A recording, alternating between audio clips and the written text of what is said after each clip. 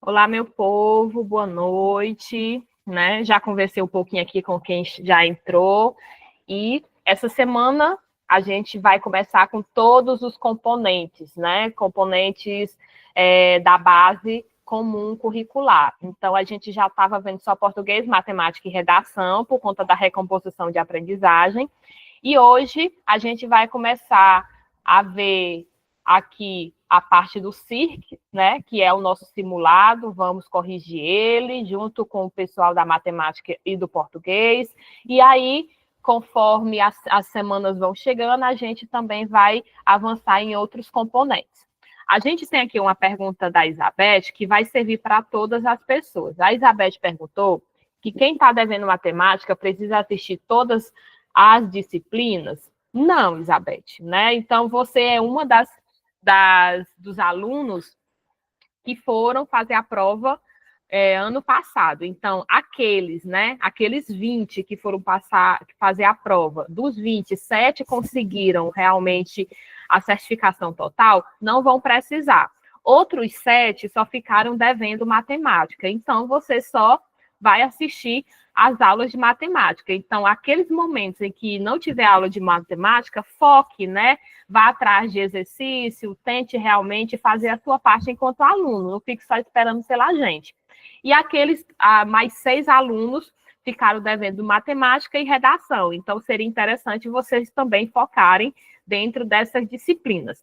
Lembrando que redação, ela é ligada à área de linguagens. Então, não adianta você só fazer, por exemplo, eu vou fazer português, educação física e arte, e na hora de redação, você pegar e dizer assim, eu não vou fazer a redação. Então, quando você não faz a redação, você está matando 2 áreas ao mesmo tempo, porque sem a nota de redação, você também não passa na nota de linguagem. A redação, em todas as escolas, ela é ligada a linguagens, então a gente precisa pagar a redação também, certo? E vice-versa, não adianta você também fazer. Muito bem, Vanuso, vamos vencer, vamos. E não adianta a gente fazer também redação e não fazer a prova de linguagem. Uma está interligada à outra, certo? Um aviso para quem está chegando, para quem realmente é da segunda turma, são novos alunos, novos afiliados e não fizeram o ensejo ano passado, né? Gente, nós temos duas noites de aula. Cada noite tem 2 aulas, como vocês sabem, e no final a gente tem 4 aulas por semana, certo? Liliane, eu não consigo assistir em todos os momentos, mas aí você é dono do seu tempo. Eu não posso assistir no ao vivo, mas as aulas são gravadas. Você também precisa ter um pouco de disciplina, né? Não adianta a gente ficar pegando no pé de vocês, cobrando vocês, se vocês também não fazem a parte de vocês. Então, por favor, né? Não adianta também chegar perto do dia e depois desistir, aí aqueles que passaram, aí lá vem a lamentação. Eu devia ter ido, eu devia ter tentado. Tentar, todo mundo deve tentar. Por quê? Porque você não conhece a prova, você não conhece o estilo de prova. É muito bom que vocês venham. E as meninas que estão aqui podem muito até realmente dizer para vocês, né? Então, muitas vezes a gente espera uma prova que venha matando, e muitas vezes nem é, né? Você acaba tirando aí alguns conteúdos, né, que a gente viu, e você consegue passar dentro das áreas e das disciplinas. Então, não é um bicho de 7 cabeças, certo? Então, a gente só precisa realmente tentar. E aí, para hoje, a gente tinha a correção do português e matemática. O professor da matemática não pode estar conosco, né? Teve um imprevisto em cima da hora, e a gente vai hoje para o português, certo? Então, vamos aqui para o nosso simulado. Em relação ao simulado, a gente precisa entender também. Vocês sabem que a gente faz o nosso papel, né? Colocando, mandando atividades para vocês, né? E colocando também o simulado e redação para que vocês possam fazer. Seria interessante e é muito bom que vocês também pudessem fazer essa parte também do simulado, certo? Por quê? Porque é um retorno que a gente precisa ter enquanto professores, enquanto projeto, e também para que vocês possam ver como é que vocês estão, tá bom? Então, vamos aqui para a nossa língua portuguesa, tá bom? Pronto. Aqui a gente vai ter as 10 questões de língua portuguesa.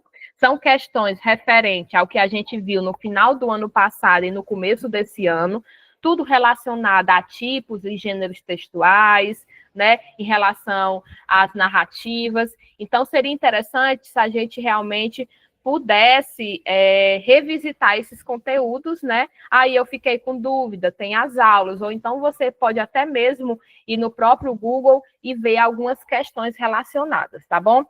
A questão 1, a gente tem aqui um texto, né? Esse texto, logo de cara, para algumas pessoas, não precisa nem perguntar que tipo de texto é esse, né? Para pessoas realmente que, vamos dizer, que são do tempo atual, utiliza muito realmente esse texto.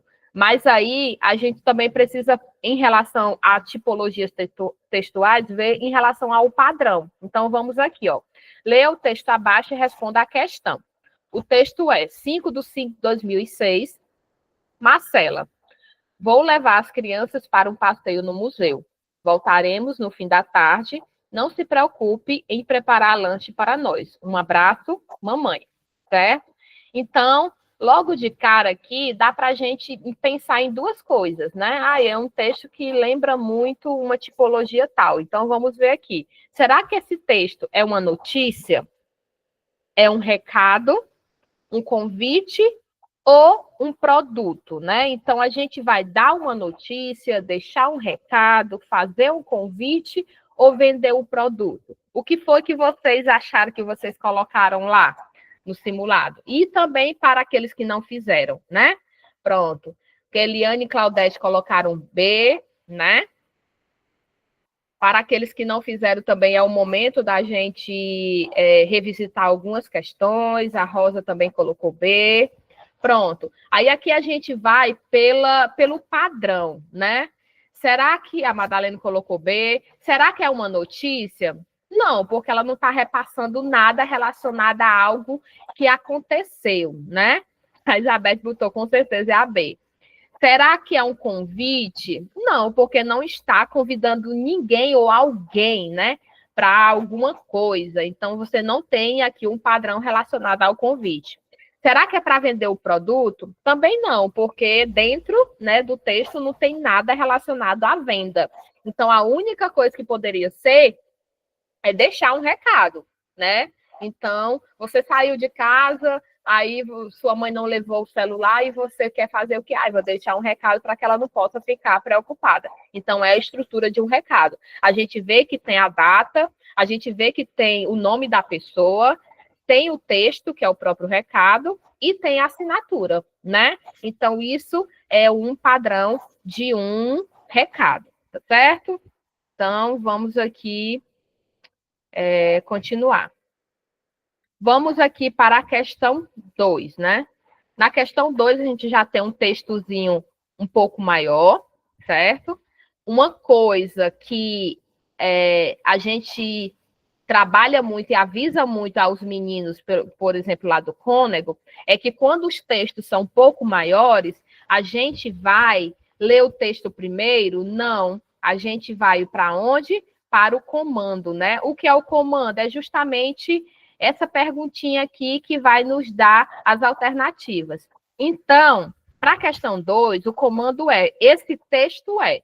Então, se você não sabe logo de cara pelo padrão, né? Pela visualização, realmente o que é o texto, então você vai precisar lê-lo, né? Mas tem gente que logo de cara fala assim: eu acho que é isso. Uma coisa é você achar, outra coisa é você ter certeza. Então, para ter certeza, é preciso que a gente leia. Então, vamos aqui, ó. O título do texto é O Mutirão da Limpeza, certo? O Leão Papelão convocou uma reunião. Todos foram chegando. O Gavião Pimentão, o Pavão Lilico, o Leitão Balão, o Macaco Limão e a Ranzinha Bilia. Por favor, façam silêncio, disse o leão. O momento é de atenção. Vocês viram como nossa floresta está suja? Todos tragam água e sabão, vassouras e pano de chão. Isso mesmo. ninguém respeita nada, jogam tudo na mata. O gavião pimentão e o leitão balão pegaram um escovão e começaram a lavar os portões e as janelas das casas. A ranzinha, o pavão e o macaco limão foram catar os papéis e as latas velhas. A floresta ficou linda e brilhando. O leão papelão agora é capitão. Se a sujeira começa a aparecer, convoca mutirão com a vassoura na mão. Então, a gente viu que a maioria dos personagens aqui são personagens que são animais, né? E esses animais, eles falam, né? Eles têm realmente como se fossem realmente a vida. E aqui a gente vai ver, ó. Esse texto coloquem aí, um diário, um relato, uma fábula ou um relato. Eu acho que as meninas colocaram sem querer, né? Relato 2 vezes. Mas vejam aí. Todo mundo está colocando, deixa eu ver, Madalena, Rosa, Isabeth, colocaram. Claudete, a Ana. Ana chegou agora também. Vanusa, todo mundo colocou a letra C, uma fábula, né? Acertaram? Sim. Né? Fábula é aquele texto um pouco menorzinho, que na maioria das vezes é dedicado e que a gente lê muito para as crianças lá no Fundamental 1. E aí ela traz uma estrutura onde os personagens, né, eles têm vida, certo? E esses personagens, eles são o quê? Animais, né? Então, no lugar da gente colocar humanos como personagem, a gente coloca aqui os animais. E no final, né, na maioria das fábulas, ela sempre vai ter uma moral, né? Então, essa moral que muitas vezes é mais dedicado aí às nossas crianças, né? Uma coisa que eu gostaria de chamar a atenção. Veja que o nome dos personagens, né, no caso aqui dos animais, eles começam com letra maiúscula, né? O leão papelão, né? O gavião pimentão, o pavão lilico, o leitão balão, o macaco limão e a ranzinha bilinha. Então, é uma das coisas que a gente aprende, né, lá no fundamental. Nome de pessoa, nome de lugar, se começa com letra maiúscula. Até hoje, a gente encontra pessoas colocando o seu próprio nome com o início de letra minúscula. Isso é um erro grotesco, né? Ao saber que ali é uma pessoa, né? Ou então, ao colocar, por exemplo, tem gente que bota o nome Ibaretama com I minúsculo. Então, isso é grande, realmente relacionado ao erro. Então, a gente precisa ter cuidado, isso também na hora da redação, ou então na hora da escrita, né, propriamente dita. Por quê? Porque são essas coisas que vão tirando pontos da gente, né? Veja que esse texto é um texto curto, mas que ele traz também o quê? Parágrafos, né? Cada parágrafozinho. E tem parágrafo que a gente vai ter o quê? Um travessão, que vai indicar o quê? A fala de um personagem. Então, toda vez quando você vê um travessão aí, por exemplo, no segundo parágrafo tem, por favor, façam silêncio, né? Então, é uma pessoa, no caso aqui é um animal falando. Lá embaixo tem, isso mesmo, ninguém respeita nada, jogam tudo na mata. Esse travessão indica que algum personagem vai falar. Então, a gente precisa também ter essas dicas relacionadas na hora de escrever, certo? Então, claro que numa dissertação do ensejo, dissertativa argumentativa, você não vai colocar a fala de personagens, porque não é uma narrativa, é uma dissertação. Mas a gente aprende para a vida, a gente aprende para o mundo. Então, toda vez quando a gente vai falar em relação a tipologias textuais, a gente precisa também fazer como é o padrão desses tipos, tá bom? E aí, vamos continuar. Ó, questão 3. Na questão 3, a gente tem somente aqui um pequeno trecho, né? E aí, vamos para o nosso comando. Qual é o comando? O gênero textual que apresenta as características citadas acima é. Então, ele vai colocar aqui os gêneros abaixo, mas você precisa ler o texto para saber qual é esse gênero. Então, vamos lá. Ó. Texto curto, em que o narrador conta uma história desenvolvida em torno de um enredo. uma situação que dá origem aos acontecimentos de uma narrativa. É um texto curto, né? Há poucos personagens, olha aí, e poucos locais, pois como a história é breve, não é possível incluir vários lugares e personagens diferentes. A estrutura desse gênero textual é composta por 4 partes: a apresentação do enredo, desenvolvimento dos acontecimentos, momento de tensão, que é o clímax, e a solução, que é o desfecho. E aí, meu povo, dentro dessa estrutura aqui, né, dessa característica de gênero, qual é esse gênero que está sendo descrito aí nesse pequeno trecho? O que é que vocês acham? É uma crônica? É uma novela? É um romance? Ou é um conto? Coloquem aí para mim. O que é que vocês acham? Vejam, revisitem as aulas das tipologias, né? A professora Emanuele, a professora Thalia, elas falaram muito relacionada a isso. A Ana botou C, a Keliane botou D, certo? A Ana Costa botou D. Podem colocando aí. O momento de acertar e de errar é aqui, é para que a gente possa tirar as nossas dúvidas, né? Para saber se a gente está ok nesse conteúdo ou se a gente precisa realmente ainda melhorar. Estou esperando os demais, viu? Só vi 4 pessoas. Coloquem aí, para que a gente possa ir para a resposta. Pronto. Maria, Madalena colocaram D, certo? Então, vamos lá, ó. Ó, vamos aqui, texto curto. Um texto curto, logo de cara, o que é que a gente descarta, né? Como texto que não é curto? O romance e a novela, certo? A gente tem como se fosse uma escala, né? A gente tem aqui, por exemplo, a crônica na parte de baixo, a gente tem o conto depois da crônica, então o conto é maior do que a crônica, a novela é maior do que o conto e o romance é maior do que a novela. Então, a gente vê realmente esse padrão aumentando. Então, quando se fala texto curto, logo de cara, o que é que você descarta? Novela e romance. Então, você fica entre crônica e conto, né? Dizem aí, quando você pega, por exemplo, um romance é uma narrativa longa, assim como a novela, que tem muitos personagens, que tem muitos, por exemplo, muitos locais, que no caso é o espaço, né? A narrativa, ela se estende, porque quanto mais personagem a gente tem, mais a narrativa ela vai ganhando realmente espaço e fôlego. Então, logo de cara, a gente não pode dizer que é novela e romance. E falar em novela, não é a novela, telenovela, por exemplo, que passa na Rede Globo, certo? Não é esse tipo de novela, certo? É uma tipologia textual, um gênero textual que, assim como o romance, é também uma narrativa, tá certo? Só que ela está entre o conto e o romance. E aí, continuando. Aqui vai dizer que há poucos personagens e poucos locais, então a gente já sabe que não é tão longo, pois como a história é breve, não é permitido incluir vários lugares e personagens. Então, qual é a diferença entre a crônica e o conto, né?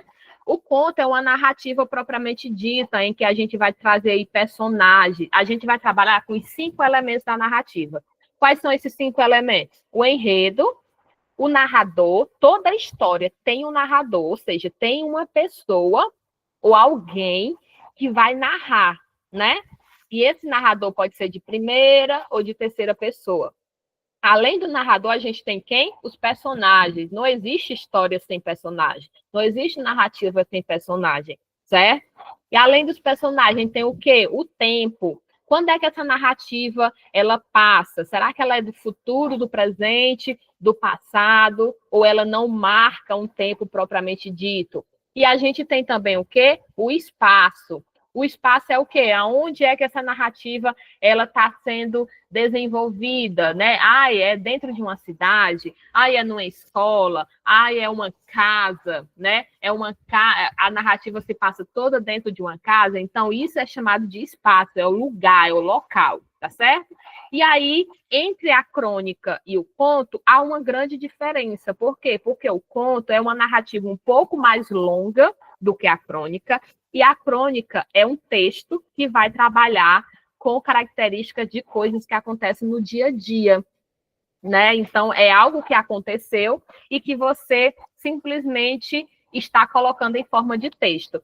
E hoje aconteceu alguma coisa no mundo. Aí vem lá um cronista e vai falar um texto falando sobre isso. Então, é algo bem mais presente sobre algo que está acontecendo justamente agora. Enquanto que o conto, ele não precisa ter esse padrão. Ele é uma narrativa um pouco maior do que a crônica e tem esses 5 elementos, tá certo? Então, já que ele tem todos esses elementos e ele tem poucos personagens e poucos locais, então o gênero vai ser o gênero conto, tá certo? Lembrando que o conto é menor do que a novela, certo? E lembrando que o romance é maior do que a novela. Então, fica como? Fica conto, novela e romance, certo? Em relação a escalas vamos dizer assim, de maior, né? Quando o texto se torna maior, não curto, mas um pouco mais longo, tá bom? Então, acertamos aqui também. Vamos para a questão 4. Na questão 4, a gente tem um texto pequenininho também, né? E aí, esse texto, logo de cara, tem gente que vai dizer assim, eu já fiz um texto desse, né? Há anos atrás. Isso é muito do nosso tempo também. Mas a gente precisa saber o teor desse texto. Então, vamos lá. Qual é o nosso comando? Esse texto é exemplo de. Então, ele está perguntando que tipo de texto é esse, né? Então, vamos lá. Goiânia, 8 de fevereiro de 2018. Caro editor, perdão. Gostaria de parabenizar os responsáveis pela reportagem sobre a região Centro-Oeste, especialmente o destaque feito à Goiânia, capital onde nasci e vivo até hoje. Os aspectos sociais e culturais presentes na cidade foram brilhantemente descritos no texto e muito bem representados por meio das imagens que representam tão bem o nosso povo. Atenciosamente, JS. Então, pronto. Logo de cara, você acha que é falando assim, bom, tem a data, né? Tem o chamamento, que no caso aqui é o caro leitor, o caro editor. Tem o texto, né? Tem a despedida, atenciosamente. E tem realmente a assinatura. Então, esse texto é o quê? É uma biografia? É uma carta de leitor? É uma crônica ou é uma reportagem? E aí, o que é que vocês acham? O que é que vocês colocaram lá no dia do simulado? Ou aqueles que não fizeram, coloquem agora, né? Pronto, tá todo mundo colocando B, B, B e B. Logo de cara, a gente já vê logo. Poxa, é uma estrutura de uma carta. E é uma carta, mas tem somente a parte carta? Não, tem carta de leitor. E veja que é de leitor por quê? Porque a pessoa fala, eu gostaria de parabenizar os responsáveis pela reportagem, né? Então, é uma pessoa que com certeza viu a reportagem, né? E ela vai se tornar aí o leitor, né, que viu essa reportagem. Então, veja que é uma estrutura de uma carta, né? Eu, pelo menos, ainda sou do tempo que a gente enviava carta, né? Quando não se tinha, por exemplo, o telefone, e que uma pessoa, para ter um telefone, tinha que ser uma pessoa que tivesse muito dinheiro para poder comprar uma linha de telefone. Então, enquanto a linha telefone, ele realmente não iria para todas as casas, a gente utilizava aí a carta, né? E eu me lembro que a gente, pelo menos eu, ia até o correio e comprava os selozinhos de 1 centavo. Eu acho tão engraçado, porque hoje eu revisitando o meu diário, porque eu também tenho um diário, e aí eu vejo que a gente comprava o selo, pelo menos eu fazia isso, comprava o selo, Aí fazia a carta e mandava a carta para uma amiga também da mesma cidade. Botava lá no correio e o correio entregava a carta. Isso era muito bom. E aí a estrutura era bem parecida com essa também, né? Você coloca seu nome, você coloca o texto, coloca a data, coloca o chamamento. Então, é uma estrutura de cartas, tá certo? Coisas que hoje as pessoas não utilizam mais. É um padrão que está em desuso, né? Porque no lugar da carta, hoje as pessoas preferem mandar o quê? E-mail, porque é muito mais rápido, né? E conforme a tecnologia vai avançando, conforme a sociedade vai se modificando, há esse lado também de se comunicar também não pode ficar parado, certo? Então vamos lá. Vamos para a questão 5. Essa questão 5, lá no simulado, eu acho que foi uma questão que algumas pessoas erraram, né? Então, vamos lá. Ó. Leia a crônica. Então, pronto, ele já está lhe dizendo que é uma crônica, tá certo? Vamos ver o que é no caso aqui, o nosso comando, né? O tipo de narrador empregado no texto veja aí o comando, antes da letra A, né? O tipo de narrador empregado no texto é. Então, por que a gente lê logo o comando? Porque quando você sabe o que é que o comando está pedindo, ao ler o texto, você vai direto, praticamente, respondendo ele. Do que você ler o texto, depois ir para o comando e depois você tem que voltar no texto de novo, porque você não sabia o que é que ele estava pedindo, certo? Então, nesse caso aqui, a pergunta é em relação ao narrador. Então, vamos lá. A Isoldaxina, né? É o nome do nosso título. Era suave o semblante da jovem Isoldaxina, exceto quando tinha que pronunciar seu nome. Morria de vergonha toda vez que precisava preencher algum cadastro na cidade. Para ela, Isoldaxina faria muito mais sentido se tivesse escrito em uma caixa de remédio. Realmente é cara de remédio. O sobrenome também não ajudava. Misântera, meu Deus. E quanto aos apelidos, melhor nem comentar. Certo dia, conheceu um homem gentil, de olhar cândido e palavras tênues. Ele lhe ofereceu uma bebida e perguntou o nome dela. Isoldaxina ruborizou. E agora? Será que ele faria uma cara de estranheza? Tentaria segurar o riso? Quando ela criou coragem e disse, Isoldaxina, ele sorriu, um sorriso gentil e amável. Em seguida, apresentou-se Rufólgeno Duarte. Foram felizes para sempre. Então, né, ela acabou encontrando aí uma pessoa que era parecida a ela, pelo menos nessa estrutura do nome, né? E que bom, isso é muito bom quando você encontra pessoas para poder crescer junto, né? Então vamos ver aqui. O tipo de narrador empregado Aí aqui a gente vai para o narrador. Lembra que eu falei que cada narrativa tem que ter os 5 elementos? E um dos elementos é o narrador. Quem é o narrador? É a pessoa que vai contar a história, certo? E essa pessoa, ela tem categorias, né? Então vamos aqui, ó. O tipo de narrador empregado no texto esse narrador da Isoldaxina é um narrador em primeira pessoa que participa da história e expressa suas emoções diariamente.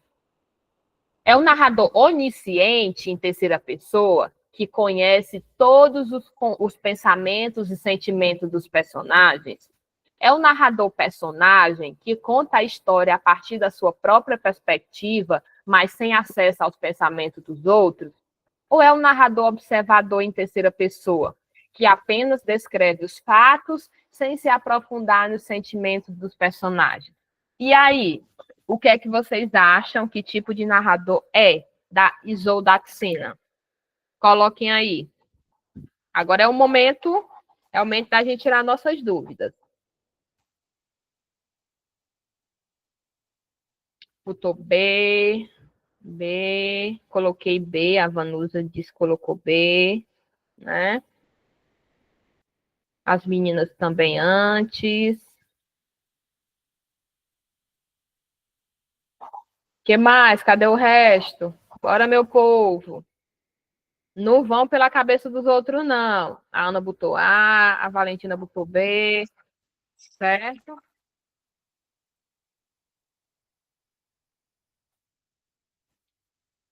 Pronto. Agora vamos ver aqui, ó.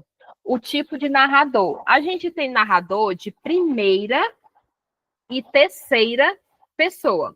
O que é o narrador de primeira pessoa? Está aí descrito na letra A, que participa da história e expressa suas emoções diariamente. Então, é um narrador que, além de contar a história, ele também é um personagem da narrativa, né?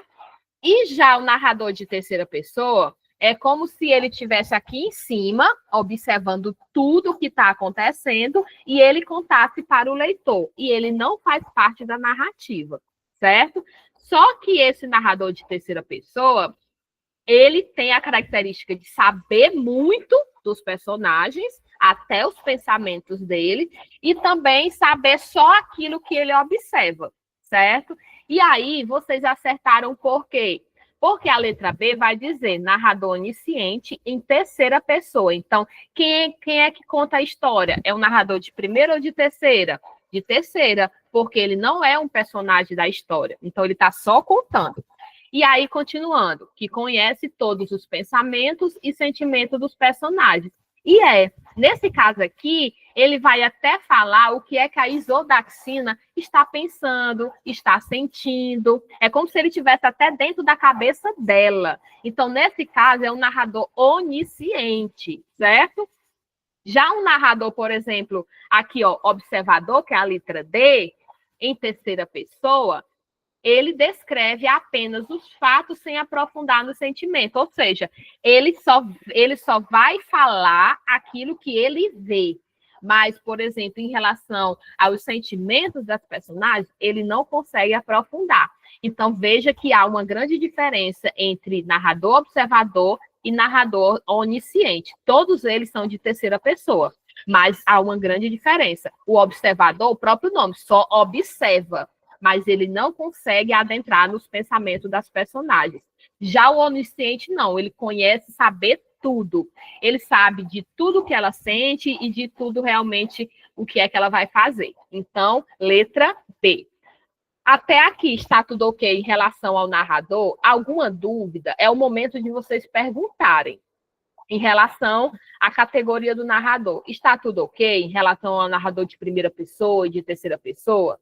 Coloquem aí, digam sim, sim, sim, ou então não, não, não. Pronto, a Rosa botou aqui o dedinho, né? Por quê? Porque isso daqui são questões, né, que são cobradas muito em relação à narrativa. A gente tem os 5 elementos e um dos elementos é o narrador. Então, narrador de primeira e narrador de terceira. O narrador de primeira, além de contar a história, ela, tá certo, Ana, além de contar a história, ele também é um personagem da narrativa. Já o narrador de terceira, ele só conta a história porque ele não é personagem, mas ele está dividido entre narrador onisciente e narrador observador. O observador, o próprio nome fala, só observa, ele só conta aquilo que ele vê. O onisciente, ele sabe de tudo, até do que os personagens estão passando, estão sentindo, tá certo? Então, há uma grande diferença entre eles, tá certo? Vamos para a 6, ó. A 6 é um texto ó, um pouco maior, tá certo? Se é um texto um pouco maior, a gente vai para onde? A gente vai lá para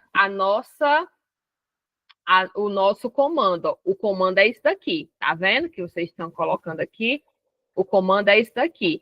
Assinale a alternativa em que aparece uma metáfora, ou seja, analogias, comparações da humanidade com a natureza, uma imagem materializada na comparação com nós, utilizado pelo artista para que construísse melhor a sua ideia.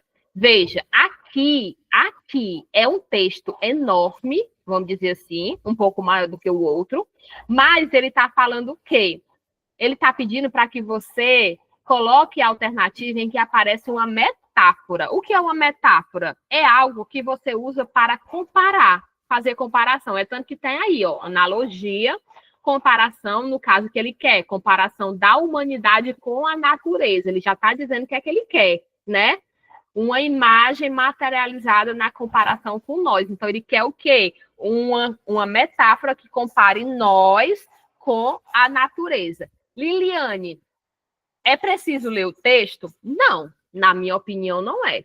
Se você sabe o que é metáfora, então você vai para onde? Você vai para as alternativas, porque aquilo que lhe der comparação, você vai dizer que é uma metáfora. E o próprio texto não vai lhe dar essa resposta, né? Se ele estivesse perguntando que tipo de texto é, o que é que tem dentro do texto, ok. Mas ele está lhe dando alternativas de metáfora. Então, tá vendo? O texto é grande, mas só as alternativas lhe dá a possibilidade de você responder. Você não precisa praticamente ler o texto. Então, vamos aqui, ó. Vamos para as alternativas. Ele quer uma metáfora, né, que faça relacionado a nós em relação à natureza. Ele vai dar praticamente aqui um exemplo, ó. Ele tem, tá bem aqui, ó. Deixa eu colocar aqui para vocês, ó. Ele tem uma vontade de ferro para designar uma vontade forte, como de ferro. Então, a mesma coisa da gente dizer, né? Vixe, menino, essa menina aqui tem uma saúde de ferro. Por que a gente faz essa comparação? Porque ferro é algo duro, né? Consistente. Então, ter uma saúde de ferro é uma pessoa que não fica doente, né? Que está muito bem de saúde. Então, veja, se compara a saúde da pessoa com o ferro. Isso é uma metáfora, tá certo? Então, vamos aqui. Ó. Letra A. É por isso que, antes de mais nada, sou levado a crer. Seja vantajoso e melhor resolução a tomar. E o mais razoável, que eu vá embora e me mantenha a uma distância conveniente, que eu faça como se não existisse. Essa é a A. B. Até certo ponto, você se tornou um estranho para mim. E eu também também talvez o seja para você mais do que você imagina. Talvez você fosse para nós dois, talvez fosse melhor para nós dois não continuarmos assim. Letra C. Involuntariamente, tornei-me na família uma espécie de personagem impossível e suspeito, seja como for, alguém que não merece confiança, a quem poderia eu ser útil de alguma maneira. E letra D. O que para os pássaros é a muda, a época em que trocam de plumagem, a adversidade ou infortúnio, os tempos difíceis são para nós, seres humanos. E aí, o que é que vocês acham que dentro dessas 4 possibilidades, vocês conseguem ver aí uma comparação em forma de metáfora? O que é que vocês poderiam me dizer? Essa daqui foi uma das questões que mais se erraram, né, no simulado, certo? Madalena colocou D, Valentim, a Costa. Pronto. Veja que provavelmente vocês viram a resposta lá do simulado e algumas pessoas viram que erraram, né? É a letra D por quê? Porque ele tá comparando aqui os pássaros, né? A troca da plumagem dos pássaros aos tempos difíceis também do ser humano, né? Então, ao trocar a plumagem, os pássaros, eles também passam por adversidade e infortúnio. E isso também é muito parecido com os tempos difíceis para nós, seres humanos. Então, há uma comparação aqui dos seres humanos, da vida dos seres humanos, né? Isso mesmo, eu errei lá no simulado, tá vendo? Há uma comparação entre a nossa vida dos seres humanos com a comparação realmente aqui da vida dos pássaros em relação à troca de plumagem, tá vendo? Então, veja que, nesse quesito, a metáfora é uma comparação. E lá em cima, ele já lhe diz qual é o tipo de comparação. Uma comparação do homem com a natureza, né? Então, você já vai procurar aí a comparação que ele está pedindo, tá bom? Vamos para a próxima, senão não dá tempo. Vamos para a questão 7, ó. Essa é bem facinho.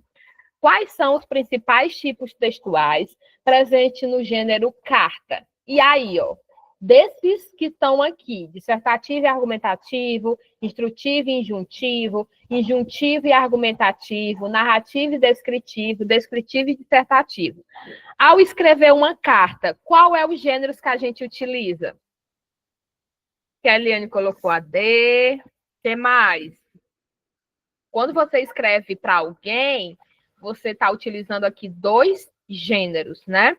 2 tipos textuais, certo? Dentro do gênero carta. E aqui, aí vamos logo descartar, né? O gênero carta é dissertativo argumentativo? Não. O gênero, a carta não está dissertando e nem argumentando. Aqui é mais para uma redação, né? É mais para um artigo de opinião, tá certo? O gênero carta é instrutivo e injuntivo? Não. O instrutivo, pronto, a Rosa disse, colocou a D, né? O instrutivo é algo para colocar você para aprender sobre ele. E o injuntivo é aquele que coloca você para fazer alguma coisa, né?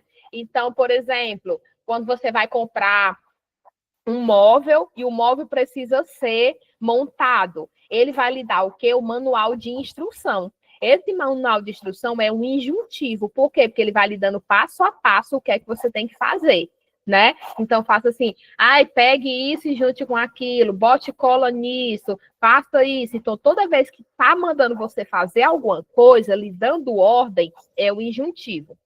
Aí, letra C, injuntivo e argumentativo. Não, a gente já descartou o A, que já tem um argumentativo, e já descartamos o B, que já tem um injuntivo. Então, o C também está descartado. É descritivo e dissertativo? Não, é descritivo. Uma carta é descritiva, mas ela não é dissertativa, né? Então, por ela ser descritiva, então a letra D é a única que pode ser a correta. Por quê? Porque toda vez que você manda uma carta para alguém, você, além de narrar, né, além de querer contar algo, você também vai descrever algo, né, para aquela pessoa. Então, você vai realmente utilizar esses 2 tipos textuais. Narrativo, que é narrar algo, falar sobre algo, e descritivo é descrever algo que aconteceu com você, por exemplo, e você quer, por exemplo, falar para essa pessoa. Então, letra D, certo? Questão 8, ó. Na questão 8, a gente tem também um texto um pouco grandinho, mas ele é um texto o quê?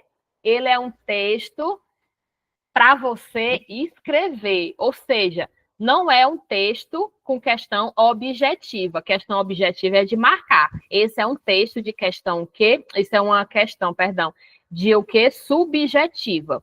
E aqui, ó, a gente vai ter, interprete o relato de experiência da Lígia Fagundes Telles. Esse daqui era o que a gente estava esperando de vocês. E tem gente que botou assim, não sei. Como é que você não sabe? Você acaba de ler um texto e o texto está pedindo só para você dizer lá o que é que o texto trata. Aí tem gente que fala assim, não sei. Então, esse não sei para nós significa o quê? Que essa pessoa nem leu o texto. Porque se ela lesse o texto, ela tinha colocado alguma coisa relacionada a isso, né? E aí, só pelo título, os gatos, ó. Foi na minha juventude que conheci o gato bem de perto, me preparava para vestibulares da Academia de Largo de São Francisco, era noite, e eu lia Iracema sem vontade, lia... Pronto, ela vai descrever algo. Só que na hora de colocar a mão na massa para escrever, tem muita gente que fala assim, não quero não, vou perder tempo, vou botar aqui não sei e pronto. Por quê? Porque é uma questão que sem ela você não iria completar o simulado. Então, meu povo, vamos fazer pelo menos, né, jus à nossa escrita. Ao ler um texto, você colocar pelo menos poucas linhas falando sobre ele. Então, foi uma das questões que eu e a Alan, pelo menos, a gente ficou triste de ver algumas pessoas não colocando nada, tá certo? Então, é uma questão aqui subjetiva. Vamos para a questão 9. Ó, Aí aqui já vem logo em relação ao texto atrás, né? Em A Conquista do Gato é Difícil, embrulhada, não tem isso de amor repentino. Veja aí, ó. A conquista do gato é difícil, embrulhada, não tem isso de amor repentino. Mas o movimento de aproximação e ele fugiria ventando. Essas orações destacadas apresentam uma ideia que a escritora paulista tem em relação ao amor dos gatos. Marque a opção correta. Então, tudo que está entre aspas, né? O que é que ela está querendo dizer? Letra A. Significa que o amor dos gatos exige tempo para ser construído, pois eles são animais mais independentes, ao contrário dos cachorros?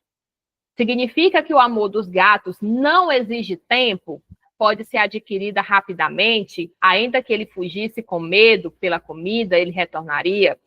Significa que o amor dos gatos exige tempo para ser construído, descoberto, pois eles são animais dependentes?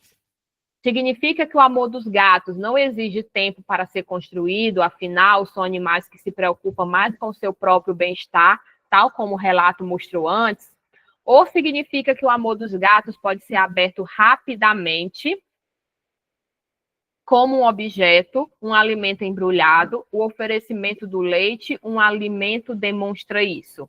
E aí, dentro do que está colocado lá em cima, né? A conquista do gato é difícil, embrulhada, não tem isso de amor repentino. O que é que vocês acham que é? O que é que isso significa? Digam aí para mim. A, B, C, D ou E?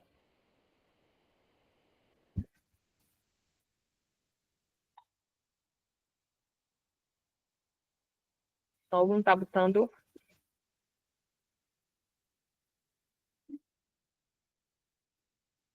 E aí?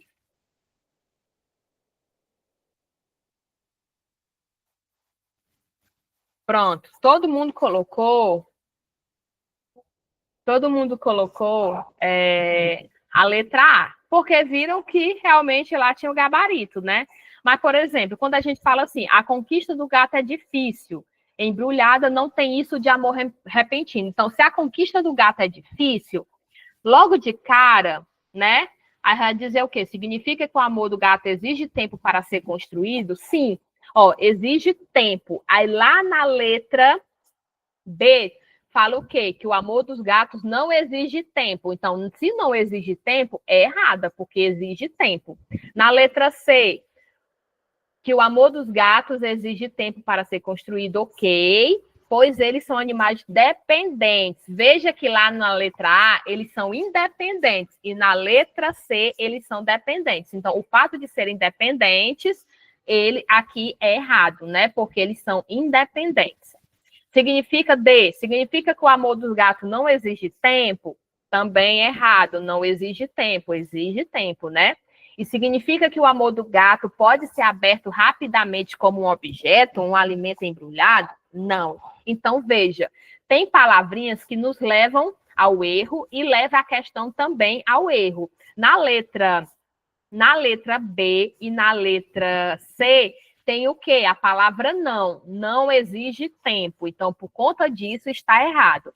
Na letra C, perdão, tem a palavra dependentes, enquanto que na letra A tem a palavra independentes. Então, a letra C está errada, né? E na letra E vai dizer que o amor do gato pode ser aberto rapidamente. Não, se exige tempo, não pode ser aberto rapidamente. Então, letra A, tá certo? Então, veja como as questões são algo para que a gente possa parar e realmente interpretar. Por isso que a parte da interpretação ela é tão importante.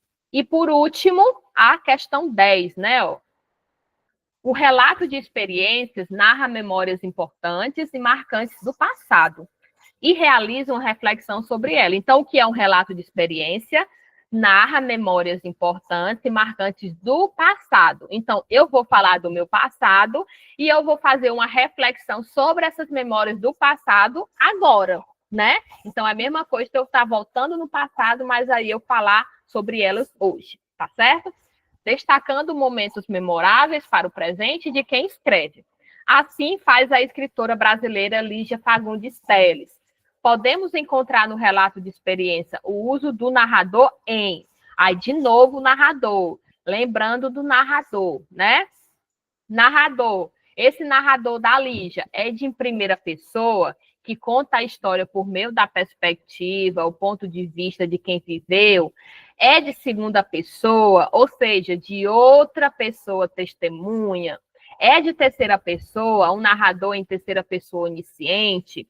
É de terceira pessoa, um narrador imparcial que não sabe de tudo. Ou é primeira pessoa do plural, o nós.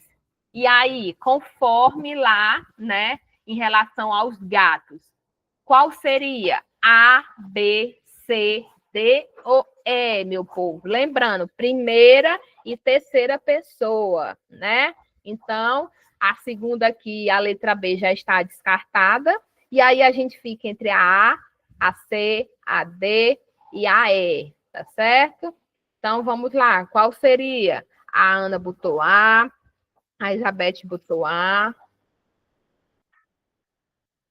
Quem mais? Keliane botou A. Rosa, marquei A.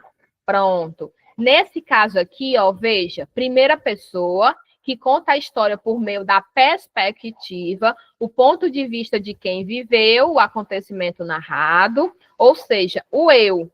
Por isso, o uso dos verbos na primeira pessoa do singular. Lembra que eu falei o quê? O narrador de primeira pessoa, além de narrar, ele também é o quê? Um personagem da história. Então, por isso que tem aí, ó, o ponto de vista de quem viveu o acontecimento narrado, ou seja, o eu. Então, se eu vivi, eu também estou dentro da história, então eu sou um narrador de primeira pessoa, tá certo? E aqui eu acho que a gente finaliza, deixa eu dar uma olhada. Sim, finalizamos. E aí, meu povo, alguma dúvida? Eu sei que vocês já tinham visto o gabarito, né? Mas a gente também precisa entender o porquê que aquela letra, aquela questão ali, né? Aquela letra daquela questão é correta.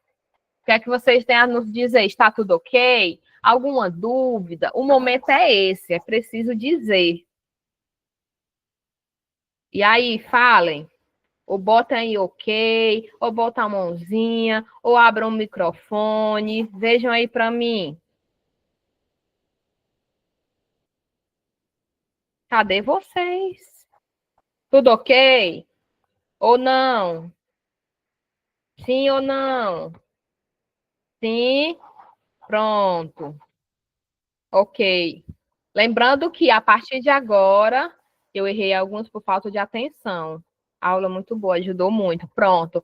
Lembrando, a Claudete botou que errou alguns por falta de atenção. É justamente isso. Quando a gente está em casa, se a gente não sair do barulho ou não ficar num espaço um pouco só para a gente acaba realmente errando a questão. Diferente do dia da prova, porque no dia da prova todo mundo está ali fazendo e tem mais um silêncio.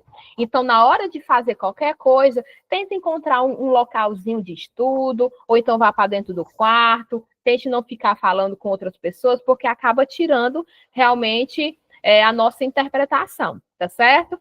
Então, esperamos que vocês tenham aprendido essa parte dos tipos e gêneros textuais, certo? E lembrando que, a partir de agora, a gente vai avançar no conteúdo, né? A gente realmente vai continuar dentro da língua portuguesa, da redação e da matemática. Lembrando, pelo amor de Deus, a gente não pode ajudar vocês se vocês não mandarem a redação. É preciso, pelo menos, escrever. Se você não escreve e se a gente também não vê os seus erros, não tem como você melhorar. A gente precisa dizer, olha, está faltando um parágrafo. Ai, você não colocou aqui, por exemplo, você não colocou aqui, por exemplo, uma letra maiúscula no início de parágrafo, né? Ai, você escreveu isso, você escreveu pouco. Então, é preciso realmente a gente também tentar fazer isso para que a gente possa dar um retorno, tá bom? Alan, tu tá por aí, fi? Ou não? É bom eu falar ou não como se ele fosse responder, se não tivesse, né? Pronto. Bom, meu povo, depois dessa ótima aula, porque apesar de ser uma correção, foi uma aula, né, da gente relembrar, revisar gêneros textuais, figuras de linguagem, tudo, né? Já serve como um grande preparo para os nossos próximos módulos. A gente agora vai tirar algumas dúvidas, pessoal, em relação ao Enseja. Enquanto ele estava aqui conduzindo a aula, mediando as questões com vocês, eu tentei de todas as formas o acesso, mas eu não consegui, não sei por quê. Mas, de maneira geral, o seguinte é esse. Se você fez a sua inscrição no Enseja 2024 e você não conseguiu realizar a prova, você vai lá no Google, coloca Enseja, Gov, né? Coloca essas palavras-chave, e aí um dos primeiros links que vai aparecer vai ser justamente o do Enseja. Vou até voltar aqui a aba para que vocês consigam entender direitinho o que eu estou falando, ó. Vou voltar aqui um pouquinho,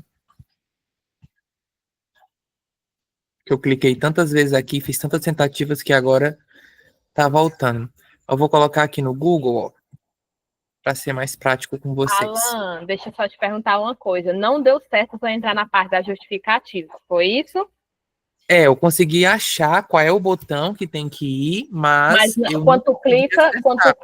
quando tu clica não abre, é isso? Isso, Eu acho que talvez. Ah, não, mas tu não foi fazer, né?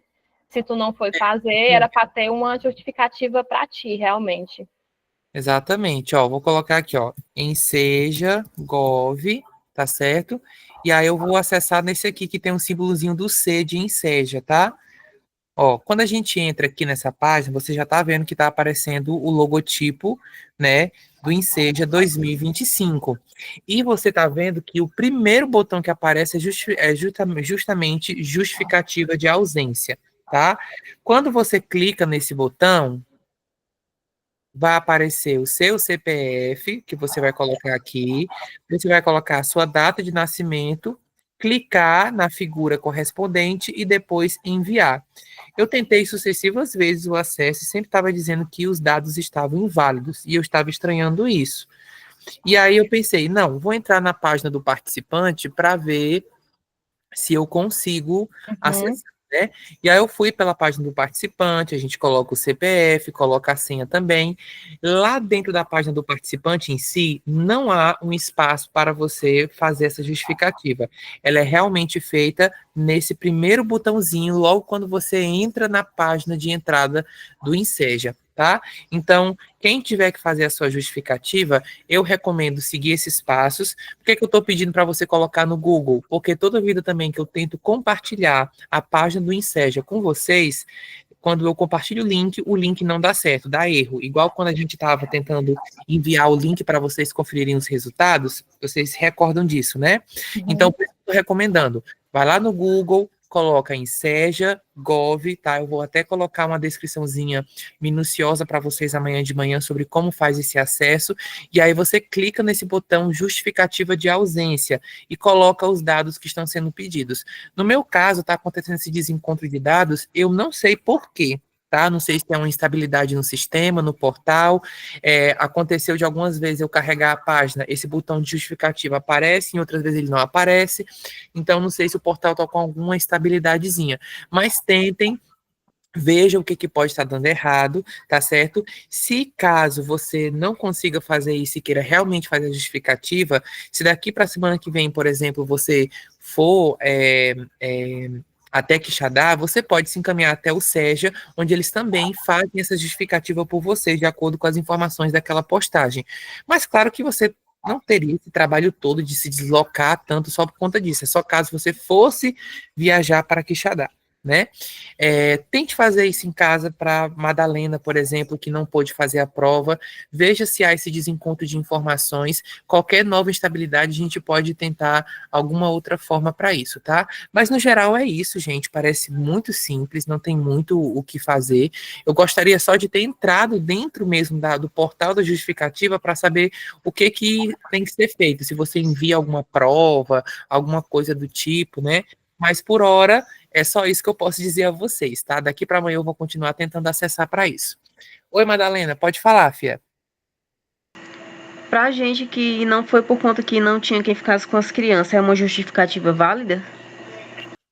É justamente isso que você vai precisar entrar, Madalena, para poder ver quais são os tipos de justificativa que eles vão aceitar, né? É isso que a gente quer que vocês façam. Como o Alan não conseguiu acessar, seria interessante que pelo menos você entrasse e desse uma olhada. Lembrando que essa justificativa do Enseja é só para as pessoas que se inscreveram no ano passado e não foram fazer a prova por algum motivo, né? Então, tem algumas justificativas plausíveis, né, que eles aceitam. No seu caso, Madalena, seria interessante se você pudesse dar uma olhada e ver o que é que a página lhe diz, o que é de justificativa, tá bom?